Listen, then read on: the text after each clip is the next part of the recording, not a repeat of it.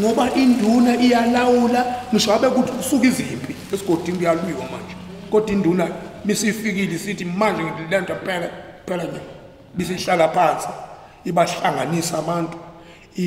ibaluleka uma ngabe kuthola ukuthi kungaphezulu kwayo ibisithatha ibayisenkosini bese iyaphela leyo mpi esigodini noma ezigodini zonke kubalulekile kakhulu kuba khona kwamakhosi nezinduna. Mina benginesikhalo sokuthi sidingisiwe lapha na ngizoqala pha lokhu kusukela sibeko lokhu sifika lapha uthi udingisiwe manje ufanele ukuthi ukulandela ukuthi udingiswe ubani bese bekuzoyingenela lokho oku akatshene laba ukuthi ubabekeleni la manje methu udingisiwe akatsheni bona la kutshena thina tshena bona ukuthi waletheleni la njengoba nginilethe lapha sizokhuluma la ingoba kusendabeni yendawo ngoba wathi mama wakwaNtuli le ndawo ngoba sebebhubhile abakini ngakho ke indawo sesiyayithatha ekubeni le ndawo le njengoba sakhala phana le ndawo yafike nambeka umama wafike wakha wayikhonzela lokhuza wabekwa abesigodi wabeka umama lapha akazange ihlangane indawo ebekwa umancanana wabekwa yimi ngedwa cha angaze ngisho ukuthi ukhona wakwaNgcobo owangena laphana walokhuza khona ngambeka nje ngedwa yikho ke ngase ngithi mina cha ngoba kanibone kungcono ukuthi ngihambe ngiyobekela induna ukuthi lo mthenga ngimbeke lapha cha emhlabeni kasekho nezingane azikho kangiyiboni awusahlali wena lapha ngizwe ukuthi umama akasaniboni lokhu kushone ngakho umsebenzi ngisehadini bekhona kodwa abayibhekile esasithe abasibhekele bafikile labo babantu thesa sikhiphele abakwaNgcobo akusekho umuntu lapha usenesikhathi singakanani hambile noma mhlambe kunesikhathi singakanani bengekho laba bakwaNgcobo isikhathi mina ngakwazi kusisho cha ngibuza kumama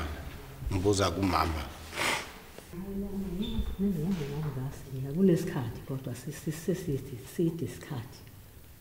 umama wayezazini izingane zalo mama owashonayo yimpela yiyo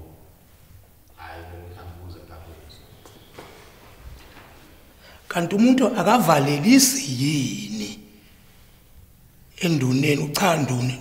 sengiyahamba ngakho ke nasi indawo ngiyayishiya bese bebuya ke laba ayayiphume kubo bethi cha nduna ngoba yayiphume kithi le ndawo siyayicela ukuthi siyikhonzele ngoba phela bakhona kule ndawo ngoba bavalelisile kuyingozi ukuthi kungakhona okwenzakalayo kuyingozi ukuthatha indawo yomuntu engavalelisiye iyakhuluma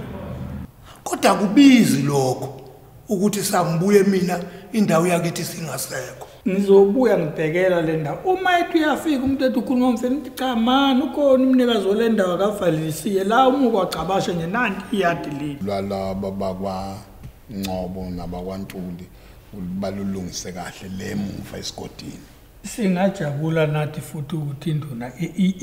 iyoluhlela nje kwakuhle emuva esigodini ngomoya nje umhle beluhleleke nje luyohlela angazi noma kusengaba kahle yini uma sibuyise ngoba ngicanga sekungaba kwesingake silibuyisele emuva base kukhona nabakukhiphi ukuthi bayayibuyisa na kesizwe lapho nje uthi kwase kukhona abasebekukhiphi ukuthi bayayibuyisa indawo laba na kusho ukuthi ke mawungekho kababekhiphile phela kufanele kwenzeke nje laba bebuyele endaweni yabo mawungeka bakukhiphe loba nogogo uyasho ukuthi uyabasi bona labo ababeka fanele ebuyele lo endayini yakhe ngoba nangu khona akafila akafalisile ubesebenza akabuyele endayini yakhe futhi siusebenzisa njengoba sisiwazi ukuthi umuntu mayebekiwe endaweni ukuze kuqale ukuthi kungabe yakhe ngokomthetho obhalwe nguhulumeni waZulu uma ngasiphila iminyaka esihlanu ibuyela ngaphansi kwenduna noma ngaphansi kwenkosi iyolungisa yona nje kodwa vele sokucacile ukuthi cha kwenzeke iphutha amasevaleliseke isiyayithatha induna sekuyikho nje ukuthi induna yothi awu cha xhosho libhekile yehlisana umoya ke ihlobo ikaNkuluNkulu nani nenzele ukubeka nesithombe senduna sibe mnandi emhlabeni kungathi ithatha induna yakho ezumuntu pheke umuntu ihambe inohlela nenduna nixoxisane ba ubengabadingisanga umama kuphela uye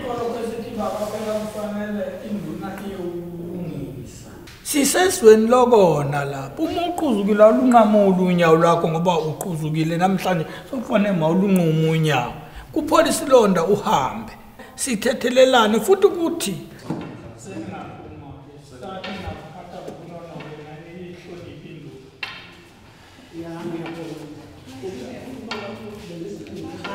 induna zisebenza ngokubenelisayo abantu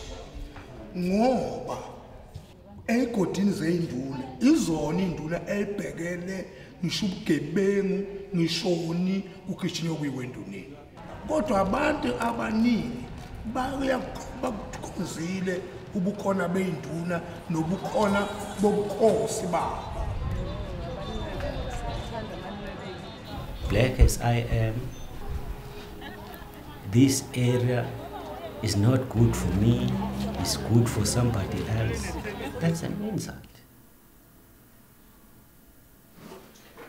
If they want to develop this area, why don't they develop us? You take people who have been occupying almost 16,500 hectares and you take them to the 500 hectares. What kind of a development do you think you are going to show about that? If a person is developing you, he will develop you as totality, but will not remove you and take you somewhere and occupy a small land and live in that 4-roomed house and say, now I've developed you. We want development, but development that will favor us, and we will actually push forward our aspirations and what we want. This problem is being posed to the people, lower class people, by the rich people. So because what is happening in the world is really unfair, where people, because they have money, they impose things to the people who are poor. We call it tsunami development because when it comes, you have to run away. This thing did not happen by mistake. It was planned because of the policies of our government and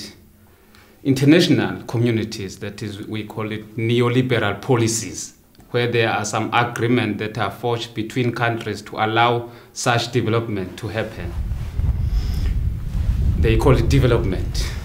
But on our own perspective, we're calling it gigantic and titanic mass eviction campaigns. And we will never allow anyone to come and take what we have, because this is the only thing we have. We know that people, most of the people, they don't have land. We have land.